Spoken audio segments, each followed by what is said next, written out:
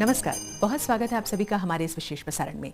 आज हमारे साथ हैं सशस्त्र सीमा बल के महानिदेशक श्री कुमार राजेश चंद्रा जी। सर, बहुत बहुत स्वागत है आपका हमारे इस कार्यक्रम में। और सबसे पहले अगर आपसे समझना चाहें कि इस बार आप 56वां स्थापना दिवस अपना मना रहे हैं, क्या कहेंगे? हमें अत्यंत हर्ष का अनुभव हो रहा है कि हमने विभिन्न पायदानों से गुजरते हुए, विभिन्न पड़ावों से गुजरते हुए आज की तिथि में 56वें अपने वर्षगांठ के अवसर पर खड़े हैं। इस बल का सृजन चाइनीज एग्रेशन के बाद 1 मई 1963 को हुआ था, जिसमें मूल उद्देश्य इस बल का ये था कि बॉर्डर पॉपुलेशन जितना भी है उनमें नेशनलिज्म की भावना जागृत की जाए। बॉर्डर पॉपुलेशन को तैयार किया जाए इस बात के लिए कि अगर कोई एग्रेशन होता है तो स्पिरिट ऑफ रेजिस्टेंस वो प्रदर्शित करेंगे, उनमें भारत के प्रति वो भाव आएगा, अपने आप को भारतीय होने का भाव जगेगा। तो इस उद्देश्य के साथ इसका सृजन हुआ था। कालांतर में कारगिल, जैसा कि आप वाकिफ हैं, कारगिल हुआ तो उसके बाद कारगिल युद्ध के बाद एक कमेटी बनी जिसको कारगिल रिव्यू कमेटी भी बोलते हैं, जिसमें मूलतः उनके 2 चार्टर में 2 विषय थे, एक डिफेंस फोर्सेस के लिए और एक इंटेलिजेंस के लिए। जब कारगिल रिव्यू कमेटी की रिपोर्ट सबमिट हुई, उसके बाद एक ग्रुप ऑफ मिनिस्टर्स बना, headed by the then deputy prime minister और होम मिनिस्टर। इन लोगों ने 4 टास्क फोर्स का गठन किया। जब 4 टास्क फोर्स का गठन किया, उसमें डॉक्टर माधव गॉडबोले, जो पहले भारत के गृह सचिव रह चुके हैं, उनके द्वारा हेडेड एक टास्क फोर्स था जो बॉर्डर मैनेजमेंट विषय पे जिसने विचार किया। उस विचार के उपरांत यह तय पाया गया कि इसमें अभी जो कन्फ्यूजन की थोड़ी स्थिति है कि कहीं राज्य पुलिस गार्ड कर रही है, कहीं कोई एक बल गार्ड कर रहा है एक सीमा को, इस पर 1 बॉर्डर 1 फोर्स का सिद्धांत प्रतिपादित किया गया जी। और उसी के तहत सशस्त्र सीमा बल, जिसका पहले नाम स्पेशल सर्विसेज ब्यूरो हुआ करता था 1963 से लेकर 2001 में कैबिनेट सेक्रेटेरिएट के अधीन से हट के अब वो गृह मंत्रालय के अधीन आ गया और एक CAPF के रूप में परिवर्तित हो गया, सेंट्रल आर्म पुलिस फोर्स के रूप में परिवर्तित हो गया। और हमें 2001 में ये चार्टर दिया गया, ये मैंडेट दिया गया कि हम इंडो नेपाल सीमा को गार्ड करेंगे। और इसी के तहत जो पहले की संरचना थी, उसमें 2 फ्रंटियर हुआ करते थे। उसमें उस समय लगभग 21 बटालियन हुआ करती थी। उसका ऑर्गेनाइजेशन कुछ भिन्न तरीके का था, क्योंकि जैसा मैंने कहा कि उसकी भूमिका भिन्न थी। अब उसमें 20 और बटालियन सैंक्शन किया गया, 2 और फ्रंटियर सैंक्शन किए गए और इंडो नेपाल बॉर्डर की सीमा को सुरक्षा देने के लिए इसको दायित्व सौंपा गया। कालांतर में फिर 2004 में इंडो भूटान सीमा की भी रक्षा की जिम्मेवारी हमारे बल पे सौंपी गई। तो आप, जैसा मैं कह रहा हूं, आप देख सकती हैं कि कैसे भूमिका हमारी बदलती गई और कैसे संगठन ने अपने आप को बखूबी परिवर्तित किया। After Kargil, the group of ministers decided that SSB would be a border guarding force. The Special Service Bureau was placed under the administrative control of the Ministry of Home Affairs in 2001 with the mandate to guard the Indo-Nepal border. On the 15th of December 2003, SSB was renamed Sashastra Seema Bal.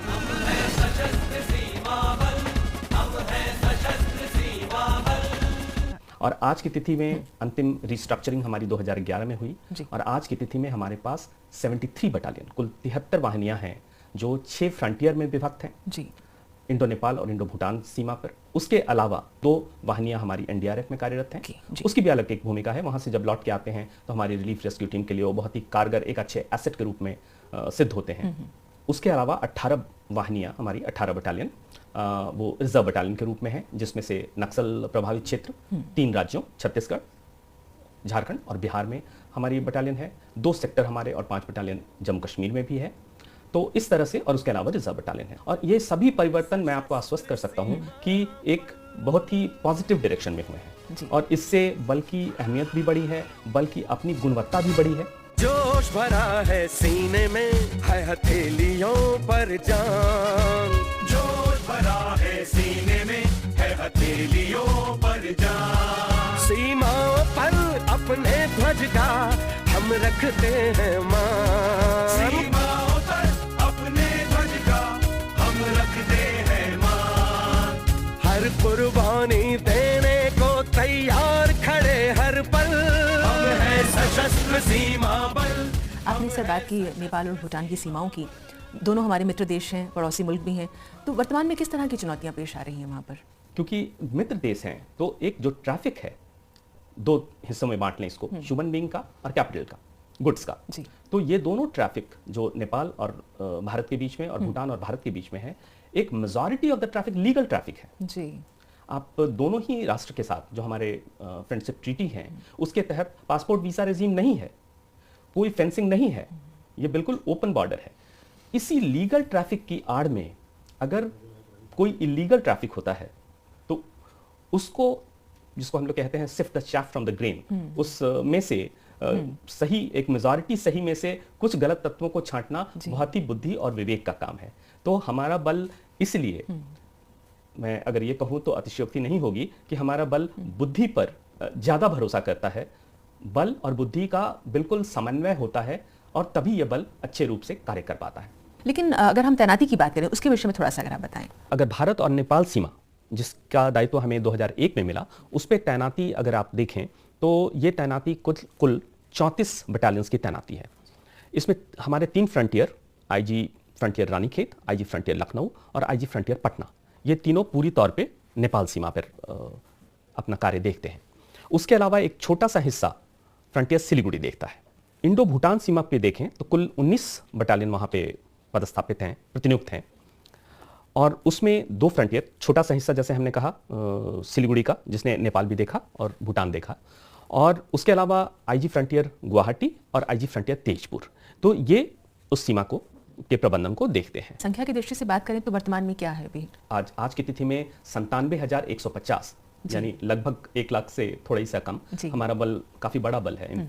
अगर in fact अगर आप देखें तुलनात्मक दृष्टिकोण से तो CRPF बहुत बड़ा बल है, तो सीआरपीएफ सबसे ऊपर है, उसके बाद बीएसएफ है और उसके बाद सीएसएफ है और चौथे नंबर पे एसएसबी। तो सर एसएसबी की जैसे कि हम बात कर रहे हैं तो इसमें भर्ती के ताल्लुक से अगर बात की जाए तो उसके लिए कुछ प्रक्रिया कैसी रहती है? कांस्टेबल में भर्ती होती है, सीधी भर्ती होती है, उसके बाद सब इंस्पेक्टर में भर्ती होती है, तो एक हिस्सा सीधी भर्ती और एक हिस्सा प्रमोशन से, और उसका एक छोटा सा हिस्सा एलडीसी बोलते हैं हम लोग। तीसरा रैंक हुआ असिस्टेंट कमांडेंट का, वो सीधी भर्ती के थ्रू आते हैं, यूपीएससी के थ्रू आते हैं, और उसमें भी प्रमोशन से लोग आते हैं, और LDC limited departmental competitive exam के तहत आते हैं। और चौथी भर्ती हो गई, जैसे हम लोग प्रतिनियुक्ति पर आते हैं तो आईपीएस ऑफिसर प्रतिनियुक्ति पे आ गए, एसएससी के माध्यम से होती है, स्टाफ सिलेक्शन कमीशन के माध्यम से होती है, और 10,000 से ज्यादा हमारी भर्तियां अभी हो रही हैं, जिसमें 2,000 महिलाओं की भर्तियां हो रही हैं। आपने महिलाओं का जिक्र किया, 20% उनके लिए इसमें स्कोप हमारे पास रहता है, तो अभी वर्तमान में क्या स्थिति है सर?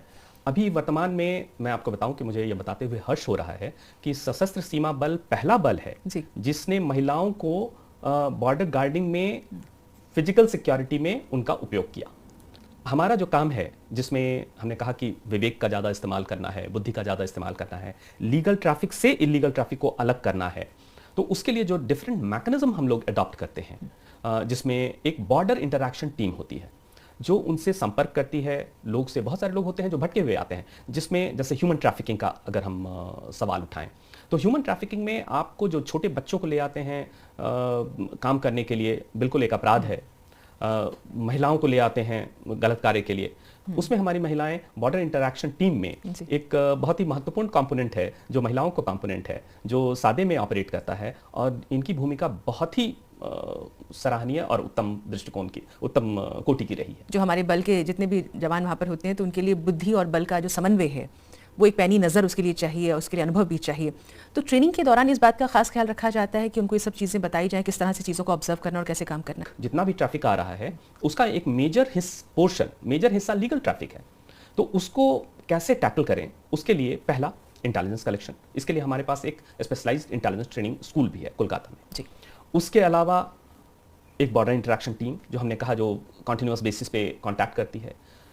उसके अतिरिक्त हम अपने जवानों को ट्रेनिंग के दौरान कुछ प्राइमरी लेवल की नेपाल की नेपाली भाषा और भूटानी भाषा को भी सिखलाते हैं ताकि वो संपर्क कर सकें।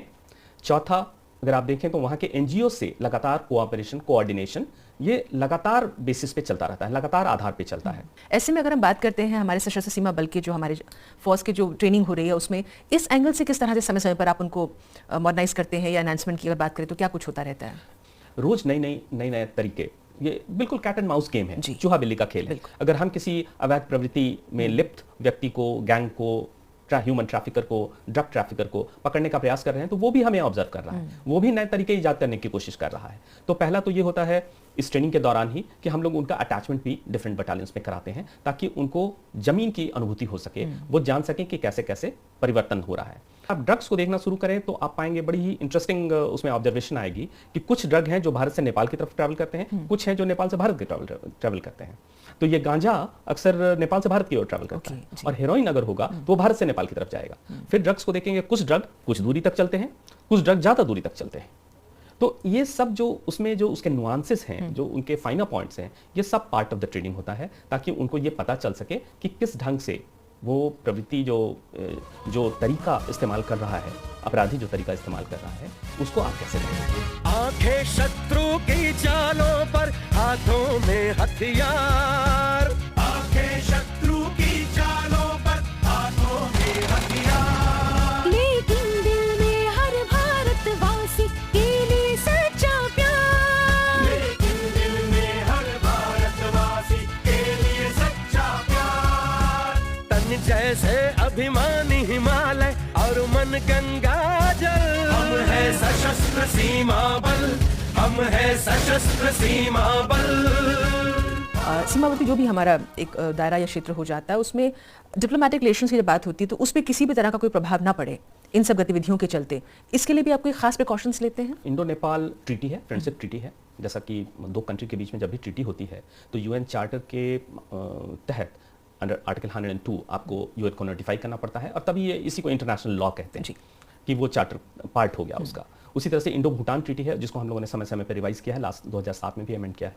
तो जो प्रक्रिया बनी हुई है, जो सरकारी प्रक्रिया भी बनी हुई है, उसमें सशस्त्र सीमा बल और फॉर दैट मैटर जो भी बल रहते हैं, उनकी भूमिका को स्वीकार किया जाता है। इसलिए जब भी अभी इस वर्ष ही इंडो भूटान जो होम सेक्रेटरी लेवल की बैठक हुई, उसमें मैं एक डेलीगेशन का सदस्य था। इनवेरिएबली रहते हैं, मैं जो भी बल के प्रमुख रहे वो सदस्य रहेंगे। इंडो नेपाल के साथ जो भी बैठकें होती हैं उसमें बॉर्डर कोऑपरेशन मैकेनिज्म है, ताकि जो इलीगल ट्रैफिकर हैं वो अपस्ट्रीम में ही सेग्रीगेट हो जाए, ताकि बॉर्डर पे उसका प्रेशर कम हो।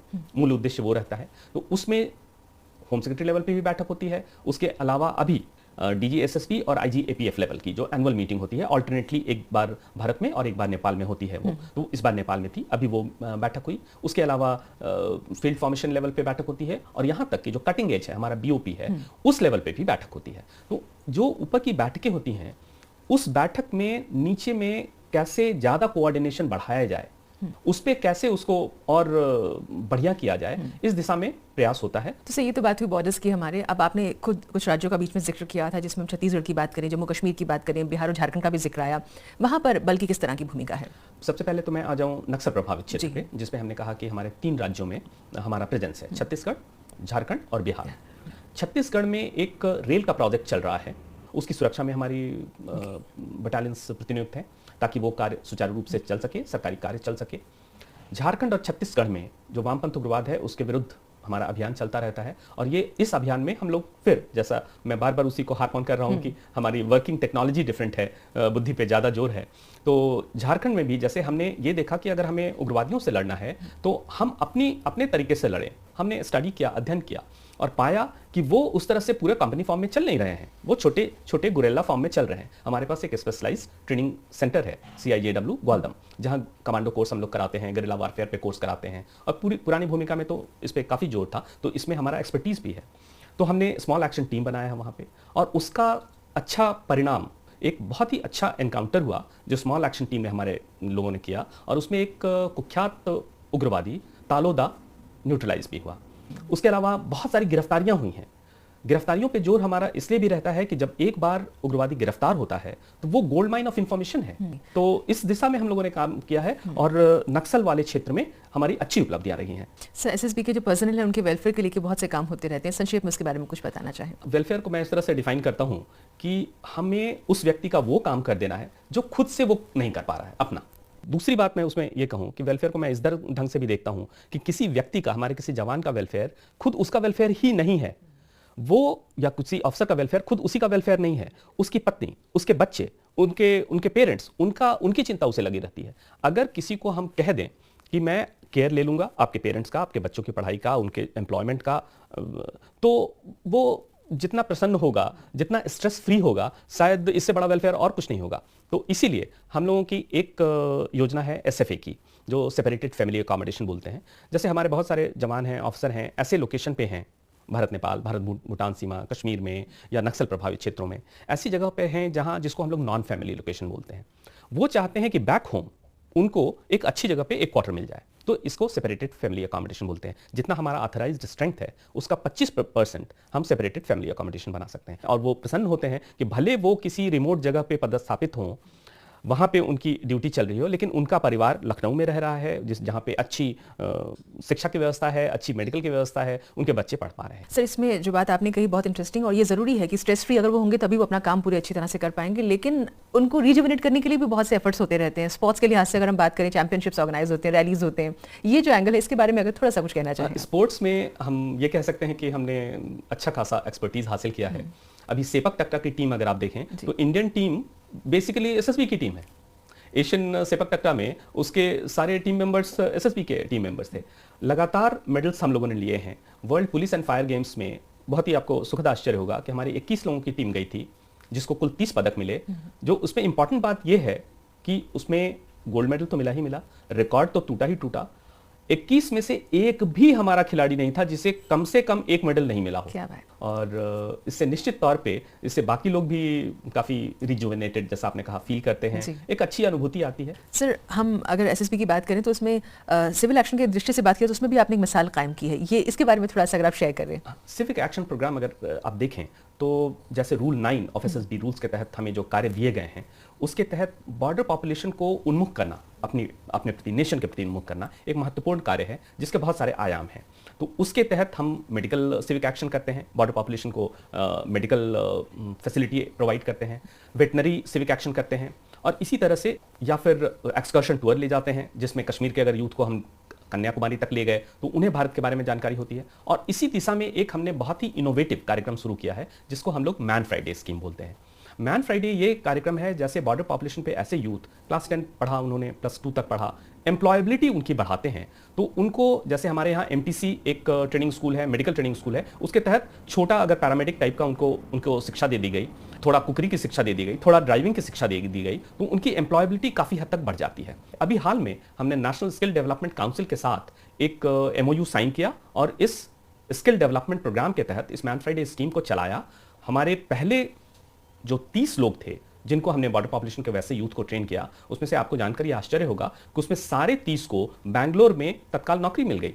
ये इससे ज़्यादा जुड़ाव, इससे ज़्यादा प्रशासन के प्रति, सरकार के प्रति जुड़ाव का और कोई साधन नहीं हो सकता है, जिसमें एम्प्लॉयबिलिटी बढ़ जाती है, लोग उसमें शामिल होने लगते हैं और हमारे साथ जुड़ने लगते हैं। इस स्कीम को गृह मंत्रालय ने भी अप्रिशिएट किया है और अन्य बल भी इसे अपने साथ ले रहे हैं। सर, NSDC का आपने जिक्र किया, तो एक और सरकार की स्कीम है जिसके अंतर्गत आप योगदान कर रहे हैं, वो एक भारत श्रेष्ठ भारत की जो है, उसके बारे में कुछ प्रकाश डालना चाहें अगर आप। एक भारत श्रेष्ठ भारत को हमने अपने सिविक एक्शन प्रोग्राम से इस तरह से जोड़ा है कि उसमें बॉर्डर पॉपुलेशन में हम लोग स्कूल्स में debate competition, essay writing competition कराते हैं। उसके अलावा एक्सकर्शन टूर ले जाते हैं, जिसमें उनको कोई भी व्यक्ति किसी भी क्षेत्र का हो, उसके पूरे भारत के बारे में उसको भौगोलिक जानकारी होती है, नेशनैलिटी के बारे में, नेशनलिज्म के बारे में उनके अंदर वो भावना आती है, उनको उनमें कॉम्पिटिटिव स्पिरिट आता है। उसके तहत जो वो लेखन कार्यक्रम, पेंटिंग कार्यक्रम, उसमें भाग लेते हैं। तो इस तरह से करके उसमें वो उसको लगने लगता है कि मैं किसी क्षेत्र का नहीं हूँ, मैं भारतीय हूँ। सिर्फ सुरक्षा दुश्मन से नहीं है लक्ष्य हमारा, सिर्फ सुरक्षा दुश्मन से नहीं है लक्ष्य हमारा।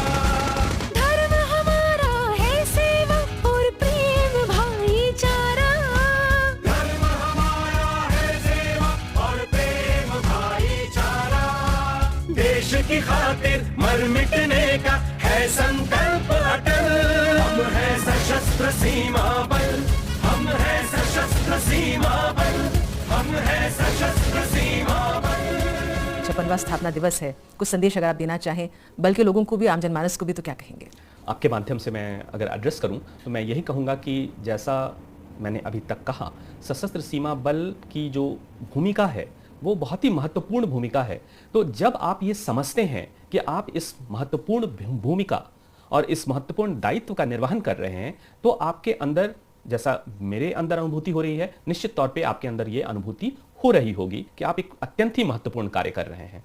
और इस महत्वपूर्ण कार्य को हम लोग आगे बढ़ाएंगे।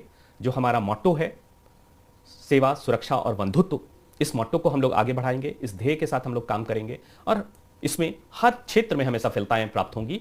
बल मुख्यालय, पूरा ऑर्गेनाइजेशन, पूरा संगठन, हम सब एक परिवार के सदस्य हैं और ये पूरा परिवार एक साथ एकजुट होकर खड़ा रहेगा जब भी, चाहे वेलफेयर का इशू हो, चाहे ऑपरेशनल इशू हो, एडमिनिस्ट्रेटिव इशू हो, लॉजिस्टिकल इशू हो, क्योंकि मैं ये मानता हूं कि ये सारे के सारे इश्यूज सब एक दूसरे से कनेक्टेड हैं। इस तरह से नहीं होता कि आप एक दिशा में सफल हो रहे हैं, दूसरी दिशा में नहीं हो रहे हैं। अगर आपके वेलफेयर के इशू रिजॉल्व होते हैं, एडमिनिस्ट्रेटिव इशू रिजॉल्व होते हैं, लॉजिस्टिकल इशू रिजॉल्व होते हैं, तो ऑपरेशनल एफिशिएंसी अपने आप बढ़ती है।